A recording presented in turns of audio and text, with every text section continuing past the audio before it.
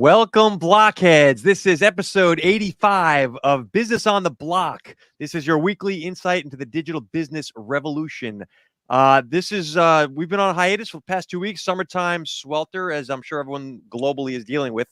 This is our July issue. I guess we're doing episode, 85 here. Today, we're going to tackle the AI deception of human washing. So the next AI battleground is something called human washing. We'll tell you what it is and what it means. And also, a lot of folks don't want AI learning from their social media posts.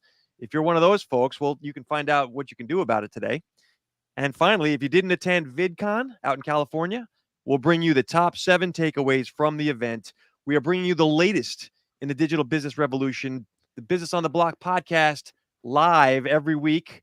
I'm joined as always by my lovely co-host, Michelle Peterson-Clark. Hi, everyone. Live every week except for the last 2 weeks. And Mike Neubauer. Good to be back. Right. So we're going to kick off with story number 1, which is actually we're going to bring you guys Conspiracy Corner right off the bat.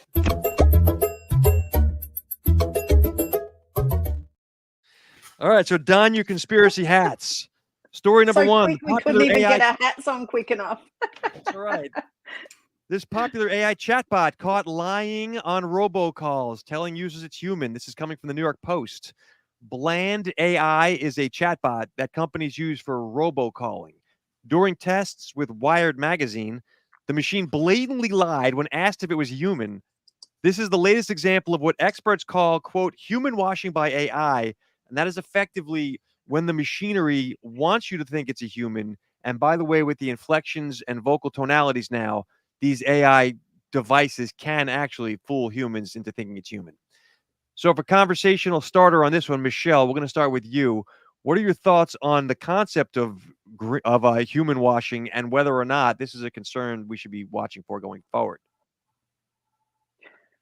Well, of course it's a concern, because if I asked you if you were human, if I asked an AI chatbot, a human, if they were an AI chatbot and they said yes, they were, but they were actually a human, then we would be outraged about that. So I would think that in the reverse direction, which is what this is saying, I think it's even worse, because either it's being programmed to tell lies, or it's developed its algorithm itself to tell lies. And I mean, Mike, I can't wait to hear what Mike says about this, because this is what I think the episode in November 2022 when ChatGPT was launched, I think Mike probably said at the beginning of that, oh no, wait to see what happens. And here we are. So before Mike's comments, I'll just say that you don't need to even prompt this thing. It oftentimes, there's been multiple examples of it lying about not, it hides that it's an AI without the prompting. Mike, what are your thoughts on this? Tell us more about human washing. Okay, so I love the fact that we're hitting the ground running back with our conspiracy corner, and to prove how awesome it is, like we have FedEx literally hitting the ground on their plane as part of this paused video. But look, the language model, I mean, once again, we can't be shocked on how it's evolved. It's trained to replicate human behavior, and humans lie a lot. So, are we surprised that it just basically blatantly flat out said that it wasn't what it was? I mean, maybe they tapped into the Sports Illustrated version of this AI bot. I don't know. The bottom line is that when you call a customer service, or back in the day when you used to call a customer service company, whatever product or service it was, press 1 for English, press 0 for operator. Now it takes you at least 14 minutes to get through to anybody, if that's even possible. So the average person won't understand what these AI bots replicating humans are. They won't be able to distinguish the difference. I say that confidently because people don't know what ChatGPT is. Some people don't even know what that system is set up at this point. So when a user would call in, I can't imagine the amount of frustration when you're yelling at a robotic recording that prompts you to press 0, and now one that's pretending to be human. There are ways that you can always trick these AI bots simply by asking it questions and having it provide answers in a tailspin. But I think that it is the snake eating the tail on as an analogy to show how these bots have evolved to lie, just like the programmers who programmed to learn that way.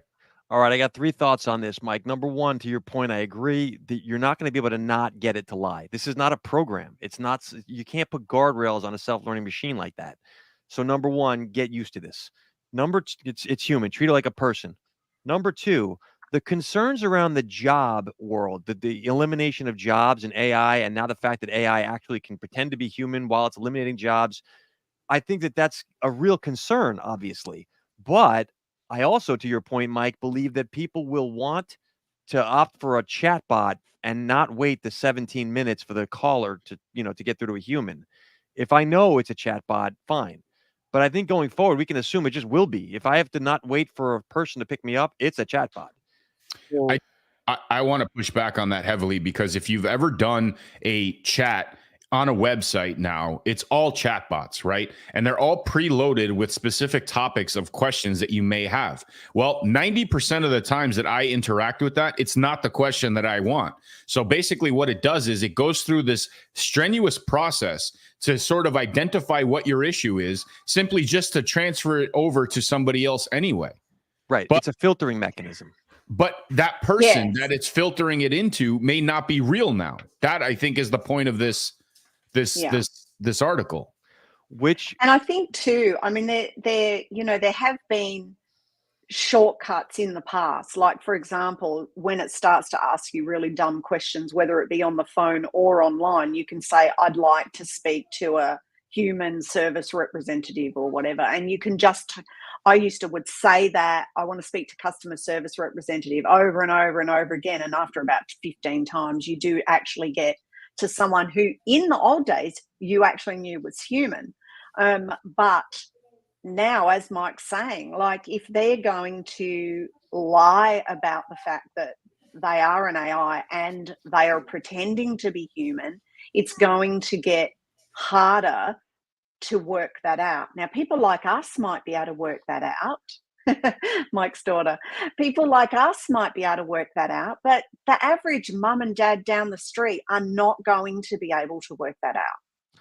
I think 2 things. The reason we're wearing tinfoil hats right now, companies will take advantage of this. I do believe that companies would want you to think you're dealing with a human, even if you're not, simply because right now there is a taint on the AI business drive, right? There's a little bit of a pushback to AI. Go ahead, Mike. As consumers, are we going to be willing to accept that on its face as a lie? Or are we going to call it out and be the demise like the Sports Illustrated crew? I think that the AI is such a powerful tool if you own it. So right? I want to wait, Mike. I want to highlight what you just said. Sports Illustrated, for those who don't know, got caught with AI generated articles to AI people that they said were real that weren't. So for the context there, that's what we're going to see more of. I agree. So as the consumer, are we going to accept the fact that these are blatant lies and that we think we're dealing with somebody that we're not? Or option B, and this is where I think that, there's more of a powerful play, not only in the efficiency and the operations of a business, but the marketing side as well, and integrating the technology into what you're hoping to accomplish. Own it. Own the fact that you have a specific AI system that you trained with your specific information, and that is designed to help the customer at any particular moment. We'll get there, but they're not there yet. I get that point, but my point is that the consumer has a different way to approach it if that's what they know they're dealing with. Right. If you know you're dealing with a human, you know how to pull on strings that will, trigger specific things within that human emotion and that, experience in dealing with conversations. With a bot, people aren't used to that yet. This ties back to the purpose of this program, right? And our blockchain roots back in the day. I don't think that the companies are going to do the right thing and own it. To your point, Mike, you're right. I agree with you, but they're not going to do that. They're going to say, how do we generate more business? That's how companies work. And so the solution becomes a blockchain solution. The only way to govern these AI tools is via the blockchain, and people haven't figured this out yet. Like, we're 10 steps ahead, and I'm not pinning medals on us. I'm just saying the answer is only blockchain because there is no other way to do it. And once that becomes clear, people recognize the problem, they will then get to the solution. I think Well, you're we too know- focused on the engine under the hood for that. The blockchain is irrelevant for the user. I'm saying, but blockchain can verify things, right? That's what it does. And people don't know if they're dealing with a human. Michelle? But are the mums and dads down the street going to look it up in that No. particular case? I don't That's a think service, they though. are. But what we do know, though, is that companies like Air Canada, that example where they said, oh, yeah, no, the online chatbot is actually not a representative of ours, and they lost that court case. People are going to learn which brands they can trust and those that they can't. And those that they can't will be the brands that will fail ultimately. And whether you like it or not, the trust pilots or the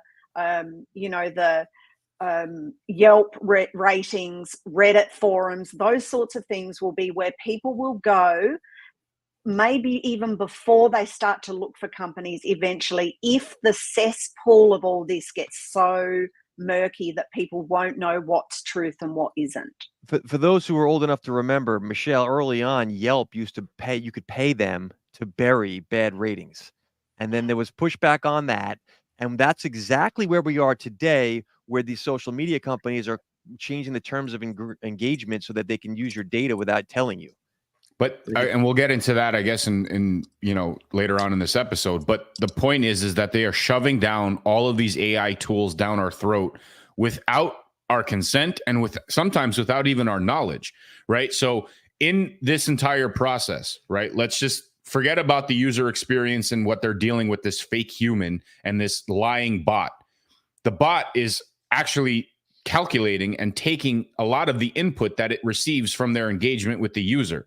And that interaction, potentially, if they're smart about it, could potentially encourage a little bit of an advancement in the customer service process for the overall company. Meaning, if 15 people are asking why the seat in row 15 on Air Canada is, loose, like that could potentially lead to a resolution that AI has a stake in accomplishing versus, some lady who's pissed off about her job that doesn't report that customer service and just deals with idiots on the phone.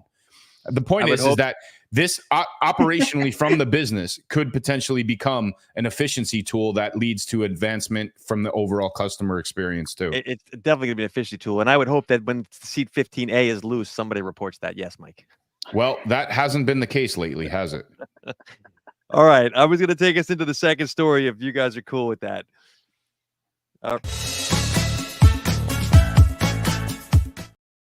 All right. Story number 2 is coming to us. Hats off, everybody. Back to regular business. This is coming off of Finance Yahoo. AI learns from social, but users oppose this. Every one of your social posts is helping to train AI right now. That's a fact. But most social media users are opposed to this. Unfortunately, the digital platforms are all partnering with the AI companies because there's big money being traded here. And so what can people do about this? This is becoming a growing concern in the social media community. The reality is, and those folks out of the tilt like we are will know, you don't own your data. Like, people have come to understand that now. And so that means you don't control what happens with that data. And so I've got some solutions I've got in mind, but I'll share that in a minute. I want to get thoughts on this first. Mike, we're going to start with you. What do you think about the fact that the AI companies are just paying for people's data and it's just getting forked over? I have a big problem with the way that this article is written, mainly because it's using AI as a buzzword. The reality is that this is nothing new. This has been happening since the invention of social media at the onset. Every single action you do on social media is captured, stored and repurposed and resold to the highest bidder. Every single action, it could be 5 seconds of watching a video, it could be scrolling through a particular piece and stopping for 5 seconds. All of those elements, all of those actions are calculated and now segmented into this predictive algorithm. That predictive algorithm, with things like Facebook or Instagram or any of these other social networks that you input and receive output on and are able to interact with, they all capture that as part of what they used to call their algorithm. Now we're calling it AI. So why is this new? It's not. It's just a recycled article or recycled content slapping the new buzzword of AI on top of it. I want to draw a quick distinction, Mike. There is a bit of a difference between an algorithm and an AI, not to be nerdy, but the AIs are self-learning and the algorithms had guardrails. The difference, but effectively, I get your point. You're absolutely right. I would push back heavily, but that's a different discussion. I think that an algorithm is a form of AI. And again, everything is relative to the user's input, right? A machine AI learning model cannot function if there's no input. It's the same concept on a social media algorithm. Without input, it is useless. Right. Although it is generating its own input. When they ran out of data on the internet, they're now using synthetic data, as they call it. Well, that's where you get fake humans. You're going to get fake AI too. That's where we're already in that world. It's not that it's coming. They're already, literally, they've exhausted the internet as a training ground. And so what are they doing now? We've talked about this in previous. Michelle, what do you think about this AI learning from the social, but folks don't like it? So one of the first things I did was I checked that Matt O'Brien was actually a real person. And not a Sports Illustrated type of journalist, and one of the things that made me do that, I might say, when you go down to the bottom, there's the second to last paragraph says Associated Press writers and Eleanor Hughes in Rio de Janeiro contributed to this report. And I thought to myself, I wonder if that means, you had to click on the story continues bit, Mike. Yeah.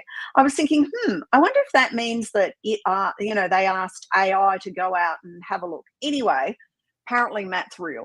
Well, so the internets tell me. I think the interesting thing that we need to understand and appreciate right now is that we have to assume every single thing we put on the internet now, whether it be on our own blogs or on a forum like this, or if we submit an article to a newspaper or whatever, is that we are contributing to the education of anybody and everybody's AI chatbots out there, their AI learning models, whatever.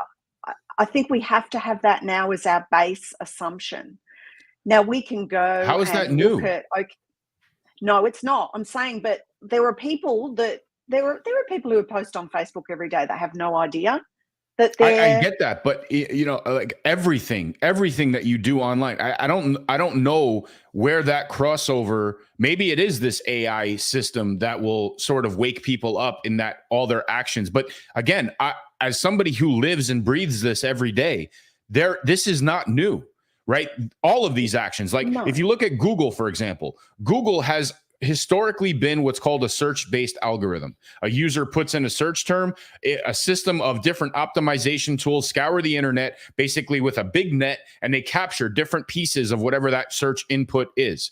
Nowadays, it's more of a predictive-based algorithm, meaning it has learned from the user's experience, AI, but this is nothing new to them. And now they provide those results predicated around that user's search history, right? So I tell people all the time, we can all be collectively in a cafe in England, sitting there, take out our laptops, go to Google, type in the exact same thing, and we will see different results. How is that possible? Algorithms. Well, we've done that before, haven't we? Yeah, we've done that before where we've both had the same story and you and I have had the recommended stories next to us to be completely different, and it's the same link to the same story.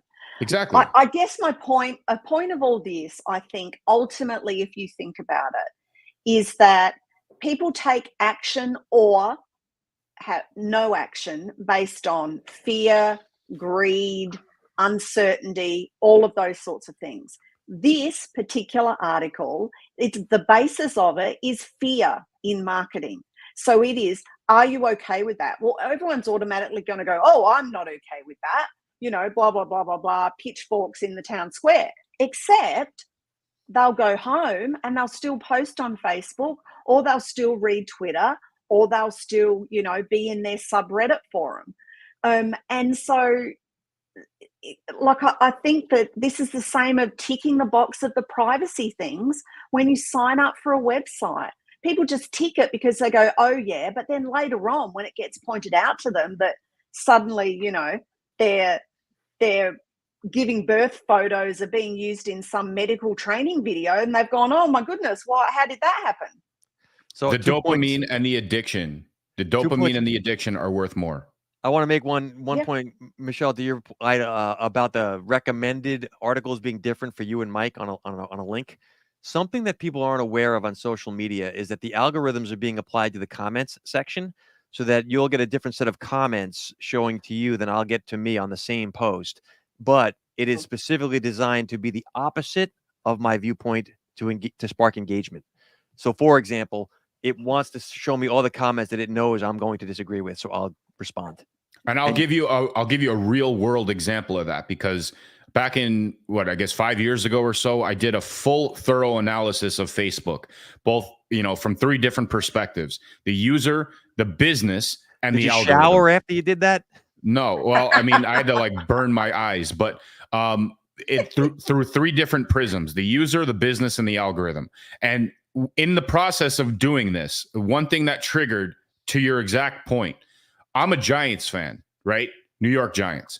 So Facebook knows that I've interacted with Giant posts over the years. They win a game, I like the post. I comment on a post, whatever it was back in the day.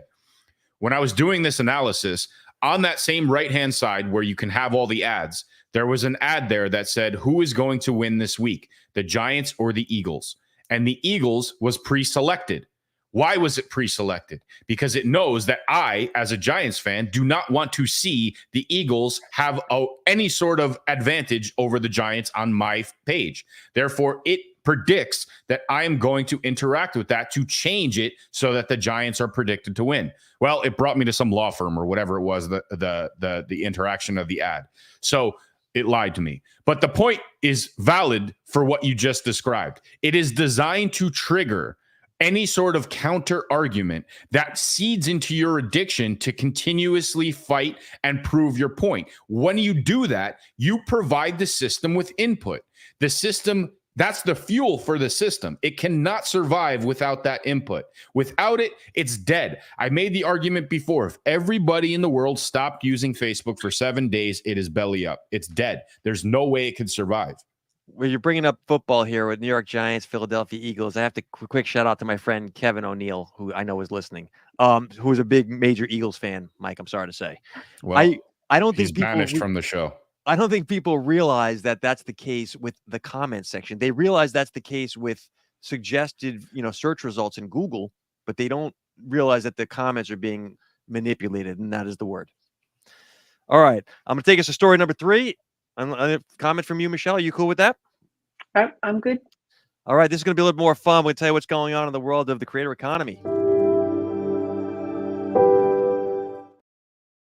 VidCon happened in Anaheim, California last week. For those who were not able to go, this year's VidCon was apparently much more toned down. There were fewer major platforms and startups present this year. So the space is changing. One of the things that I wanted to clarify before we go into this, there's a distinction I'll draw between the creator economy and the influencer economy. The first one is getting a little bit quieter. The second one is heating up, but we'll get into that later. The top 7 takeaways from this, and this is from this article here off of Business Insider. Number 1, the top stars at this year's event were Minecraft streamers. Minecraft is one of my favorites. Reminds me of my kids. Number 2, traditional media companies largely replace creator startups as sponsors. So you're getting major companies and not the platforms that we always knew in the creator world. Number 3, YouTube is pushing gaming, shopping, and its partner program. TikTok is pushing long-form vertical video and shopping. Instagram pushes AI features for creators specifically. Many of the major platforms, So we're talking Amazon, Discord, those folks skipped the event entirely. And finally, many of the large creators like Mr. Beast were not present either. So you're having it's like I said, a much more toned down turnout, let's call it, and a changing of the sponsorships. We're going to start with commentary on this. Michelle, I know you have an extensive show you do on Tuesdays with Ann Jin around this for the Tilt. What are your thoughts on what's going on with VidCon 2024? So firstly, I have put the link into the chats, but it is gated. If you have an Apple News subscription, you can read the article ungated through that. So that's just a hat tip to people. So a couple of interesting things, I think. One of the reasons behind possibly certain people or certain companies not going to VidCon this year could be that because we are now a few years post-COVID, there are more in-person events happening now.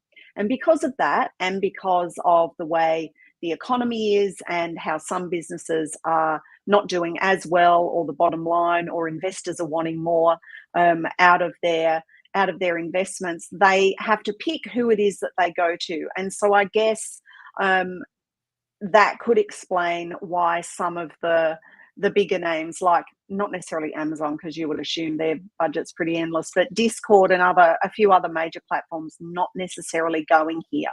They want to expand their audience, so they might be trying to go to somewhere different, like Khan's Line, for example. I think that I've been actually, interestingly, your earlier comment about creator economy and the influence economy, I've actually been reading stories about how influencers are actually taking jobs as baristas in cafes and things, because being an influencer doesn't pay like it did 3 or 4 years ago. And they're not getting as many views anymore because of the algorithms, and how organic content now is not as prolific as it used to be. If you have, some people will complain they've got 7 million followers on something and 100 people see their posts. So advertisers are not going to pay for that, are they? So there's a bit of a disconnect, I think, now between the two groups in that regard. I don't know. Sorry, go on. No, please, I was going to respond, but I want to hear the rest of your thoughts. I don't know whether or not, and it kind of leads into the next story that we're going to have, about how the creator economy is being perceived elsewhere. Now, the next story, if we get to the fluff story, is about the White House is buying into the creator economy sector. And the person who's written the article, which we'll see, is basically saying, well, I don't know if it's a real thing. Since when did posting on social media become an economy? But I think that we need to think about why people are talking about things like the creator economy. People are losing their jobs. AIs are taking people's jobs, so they're starting their own businesses, and that's probably where this has come from. And in some senses, it's never been easier to start your own side gig, even if you still do have a job. And so from that point of view, the creator economy is more, it's more established people now. And I think that that's probably what VidCon is saying, that the people turning up are no longer, I started a business today and, like within a month I had, investors giving me $3 million and now I'm a big star. I don't think that that's what's happening anymore. I agree with you. I like your concept of this is really, we're seeing the evolution of the creator economy. Mike, what do you think about these comments from Michelle, VidCon's turnout, et cetera? You call it evolution. I call it dilution, right? Because the whole market is diluted. It's diluted with so many creators, so much content. I think a lot of these influencers and these creators were very industry specific. And I think there's still success in those specific industries. But for the most part, it can't be as general as a market as it once was. And I think that if we kind of link this to our first story, AI bots pretending to be human cannot show up at a VidCon conference. right? So that's going to be a little bit more of a reality for people based around the content that they're being exposed to. But everybody walking around with a phone that thinks that they're in an infomercial trying to sling a product that, somebody sent them either free product to do or they get paid per post. I don't know how relative that is anymore, especially in this new world of generated content using AI algorithms and, all of these different, content creating tools that don't take much to put together. I think there's still a very much a viable market for people who want to hear from real people about what their experience is on things, good, bad, and indifferent. But it's become such a business. It's become so diluted in the sense that every product is the greatest product they've ever seen. Businesses just take that and recycle that type of content. I just don't know if it has the same reach or impact as it once did. I've got 3 thoughts. Number 1, AI influencers is where this is heading. I agree with you, Mike. You kind of referenced this. We're going to a world where you don't need a human as an influencer when you can build your own Mickey Mouse and you don't pay it. That's where people are headed. Number 2, the creator economy is real. Not because I want it to be, but because so many people have quit their jobs and are supporting themselves on this. Now, you're not going to become a millionaire, right? The average creator makes less than 100 grand, but that's still better than the average annual salary in America. So the reality is you can make a living doing this. Now, whether or not it's, a long-term viable thing, it's young. We'll find out. But the third point is exactly that. There's going to be evolution. I think the crypto winter has hit the creator economy, and that's okay because it causes the shakeout. The get rich quick, bros are going to be gone, and you're going to be left with the Amazon.coms that are running a real business by real business people who understand media as the front end. And I'll throw an example of Mr. Beast or Gary Vaynerchuk, who have been a media first company, but they are a company and they've got a service or a product that is viable and people will pay for. I think that's what Mr. Beast doesn't need to be there because he's actually down in Australia promoting the products that he's making millions and millions of dollars off every year. Company.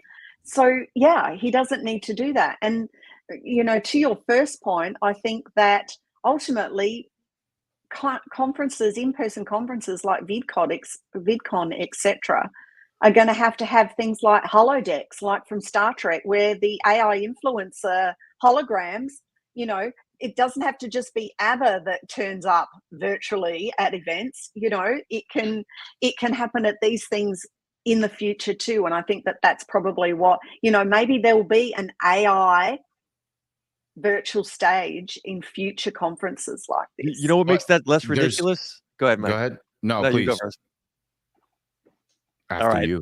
I was going to say, I've never been to a Star Wars convention, but I'm sure like when you bring out a Chewbacca who doesn't actually say anything, but it's just that's exactly what the AI avatars are going to be at these conferences.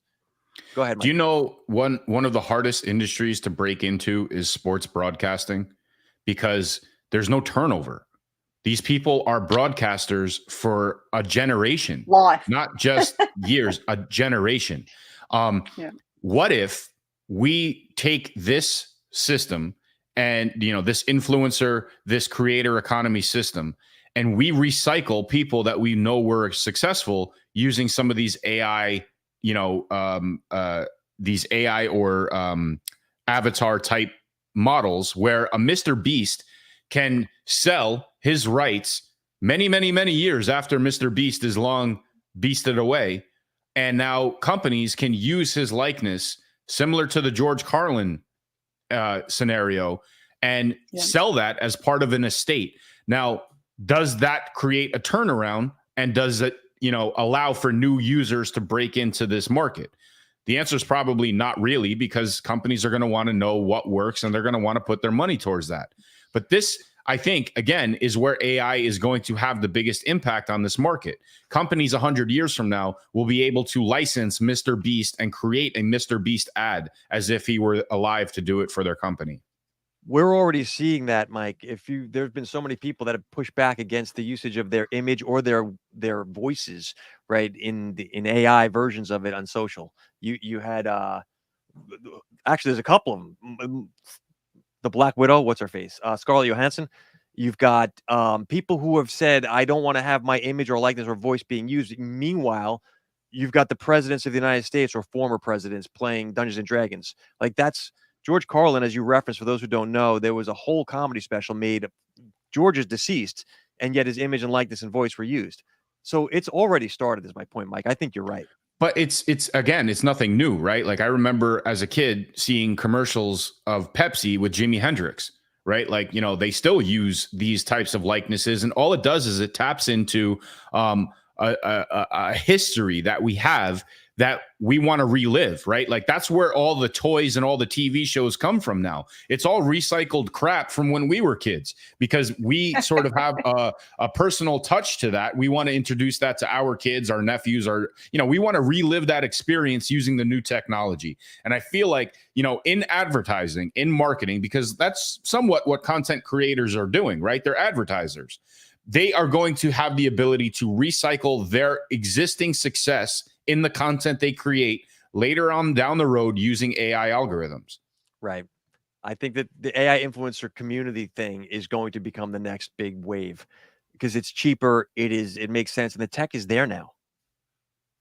And it's continuously getting better. Yeah. Well, I mean, we know, don't we, that people are prepared to buy in just from, the Instagrams and the OnlyFans accounts that are not real, and people are paying a lot of money to interact and chat with these lovely women. I want to get us to a talk quick about story. liars. Michelle, you referenced this the what we refer to here, folks, behind the scenes. The fluff story is always what we're not sure if it's going to make the cut or not, and if we can get to it, we get to it. But I want to get to it because I feel like this is a relevant conversation. So real quickly, I'm going to run us into a story coming to us from social media today. In America, the White House has announced its first Creator Economy Conference. The White House will be hosting the Creator Economy Conference next month, August. Creators will meet with U.S. government officials to discuss their challenges and help shape regulatory policy. The reality is, I thought very long and hard about whether Stop laughing. This almost became conspiracy theory. I didn't even tell you this because I kept thinking to myself, what does the American government care about the creator economy? Why is this at the level of the White House wants to get a better handle on things? Taxation. Can I tell you, because I'm the only non-American? Yeah, I'd love to get your perspective, Michelle. Let's start with you. One word: election. I was going to say they want to destroy it because everything the government touches, they destroy.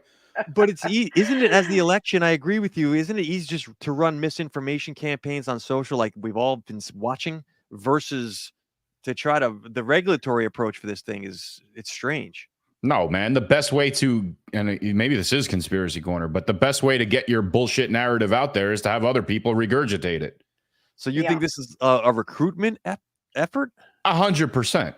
We have a narrative. We want you to push it. In turn, you get to come to the White House, have sparkly wine in a nice crystal glass that was used in the revolutionary times. Like this is a sales tactic by all means, right? So they're going to tap into this creator economy influencer market that has hundreds of millions of followers to have some chick, who works out and takes videos of her ass, show up at the White House and be like, this is so amazing. Their policies are so good because Mike, if I'm watching and tweet about it. Exactly. If I'm watching Mike Neubauer's booty shaking videos on TikTok because I like it, and then you start telling me about who I should vote for, you're my only follower. Sadly. No, but they're not. But this is the thing. They're not saying vote for us. They're saying, aren't we cool? We are embracing new technologies, new whatever. Exactly. And we are showing that we can be adaptable, and it isn't all about old jobs or manufacturing or whatever. We can be as hip and cool as the next person, and we know what the creator economy is. That's what this is about. They're not stupid, right? Like they understand the demographic. Talking about the government here, Mike. Yeah, I get it. But like collectively, they're dumb. But like there's some, shining stars within there. There has to be. But they're not stupid in the sense that they can read analytics. And how many people between the voting ages of 18 and 25 are literally watching the news where they would be able to peddle a lot of this stuff? No one's the answer watching. is zero. So where do they go to reach those people? They go to universities, but they're too busy burning it down right now. So what the alternative is to go to the source that a lot of these people subscribe to voluntarily. All right. So this is essentially what we're discussing is propaganda. For the record, my son is 15. I had to explain to him the 10 o'clock news recently, and he didn't understand the concept. Right. So, yeah, Mike, I agree with you 100%. That's because he had to go to bed before 10. Is that right? No. The reality is, if the American government wants to win over propagandists on social, which is what you guys are suggesting, I think this is a little more, that's the harder way to do it. It's easier just to make stuff and put it on social. No, because nobody trusts what they come from. Now, unless they build their own fake AI human bot that's going to peddle it for them. But there's a process to building that type of audience. Now, I'm not going to sit here and deny that they don't have the social platforms and those algorithms in their back pocket, because those are the same people that are showing up to the same conference. But there will be influencers. There 100% there will be people that show up to this thing with the illusion that they are here to help out when they are just going to be used as a useful idiot for whatever government. Both sides, all sides, up, down, left, right, doesn't matter. They are all going to be used as these pawns. I love this. So far we've tackled propaganda, pawns in a game. This is terrific. So, here's my what other challenge. benefit do they have to get involved in it? Well, that Here's was my what struck me. challenge to the two of you. Please. Apply to go to the conference. How you think we'll be rejected? You think I'm going to voluntarily show up to the government? I'm on every list they have. I think that this is a fact-finding mission on behalf of our viewers. They filter by crypto wallet. They've got Mike.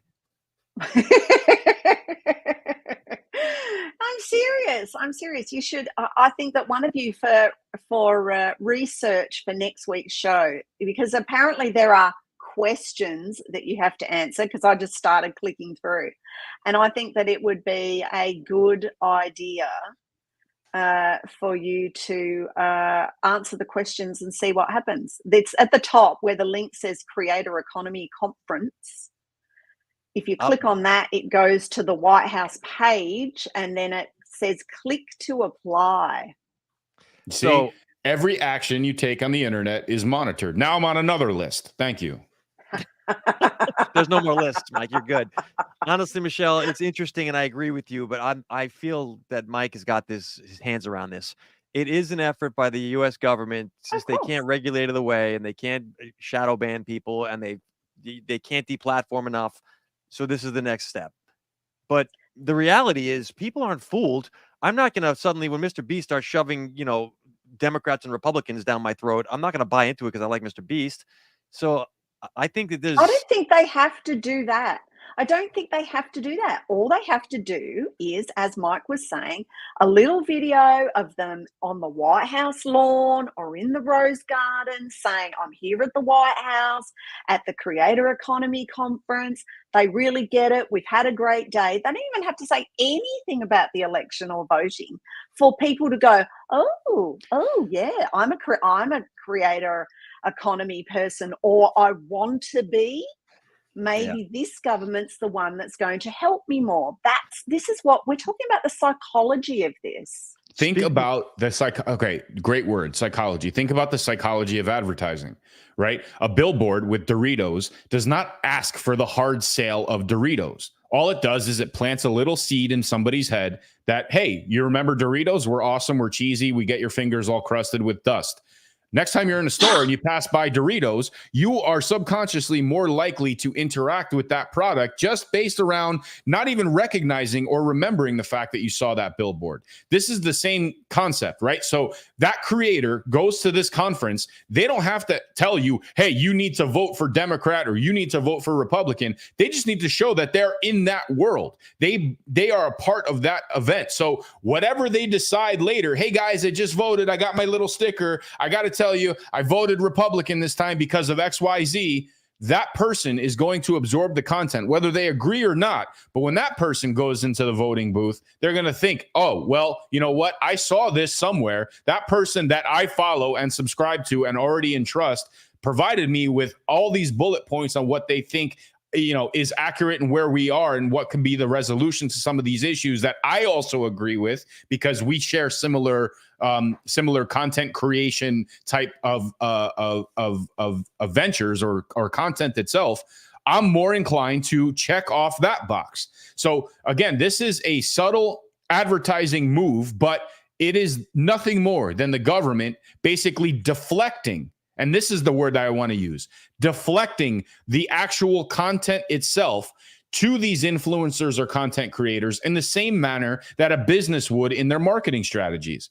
The biggest challenge for a business when they hire an influencer or when they engage with a content creator is most of the time they lose control of the marketing narrative. These content creators want to stay on point with their audience. They have a specific narrative and an approach on what they know generates the types of people that they have as part of their targeted group. The companies tap into that, and in return for that larger audience and more eyes on their product or service, they have to succumb to the different styles of marketing that they just don't necessarily control. This is the exact same way for the government. They just deflect the blame if it goes south. You have convinced me, Mike. I'm serious. Listening to you up on your soapbox, I honestly have come to realize that this is exactly verification of the previous story. The creator economy is a real thing when the U.S. government is getting so serious about it that it wants to start controlling things, people's voices. So yes, this is marketing at its highest level. Let's call it that.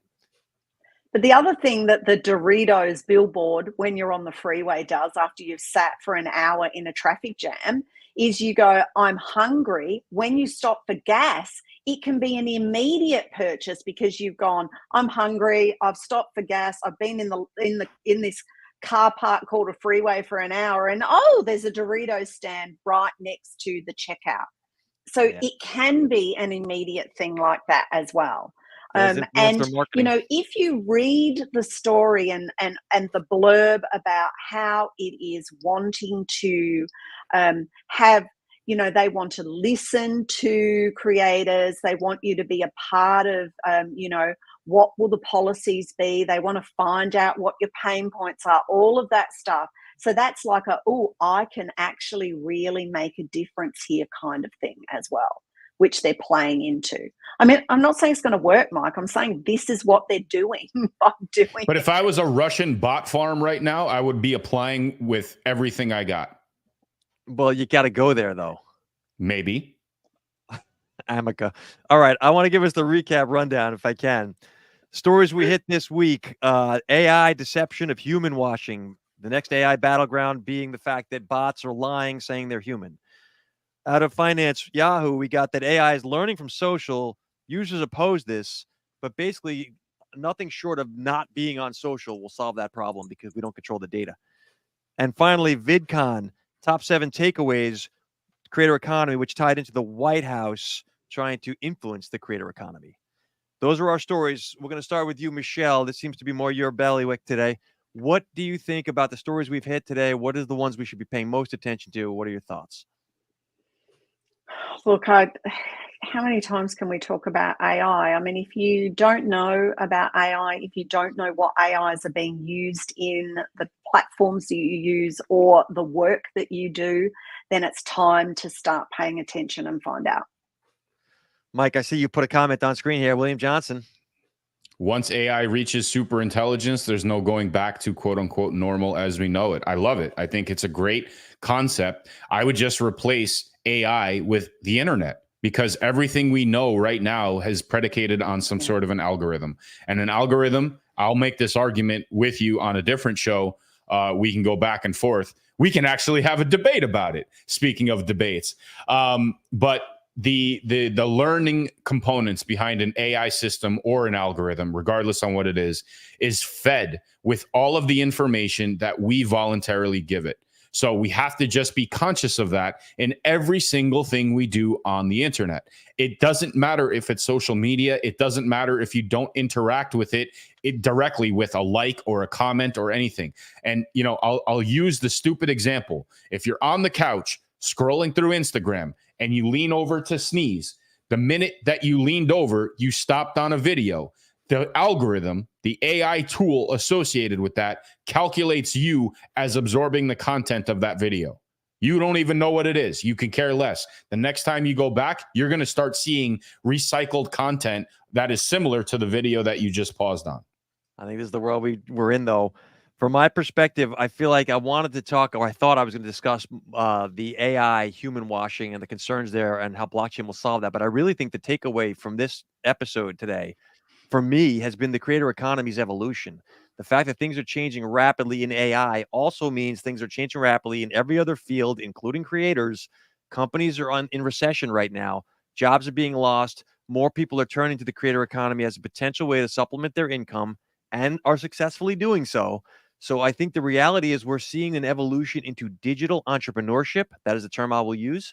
And I think that creator economy development, we're watching the flush away of all the bros that were the get rich quick folks. And we're going to start to see the emergence of real companies doing real things. VidCon is reflecting that changeover is happening. The White House is reinforcing the fact that there's something here. I think this is what we should be paying attention to as creators and business people. All right, so this Business on the Block comes to you every week, Wednesdays, 9:30 a.m. Eastern Time. We try to bring you some insights into the digital business revolution. Things like blockchain, AI, media, the creator economy. What do you need to know and understand to make the most for your business, regardless of your field? These are principles that are affecting the world effectively. And so we try to bring a high-level business discussion because we don't believe it exists right now. Final thoughts, Mike, Michelle? See you next week. No, okay. Thanks, everyone. We're gonna we can do the closeout here. See you guys next week. Thanks for the support. We appreciate it. And shout out for you, William, for the question. Cheers.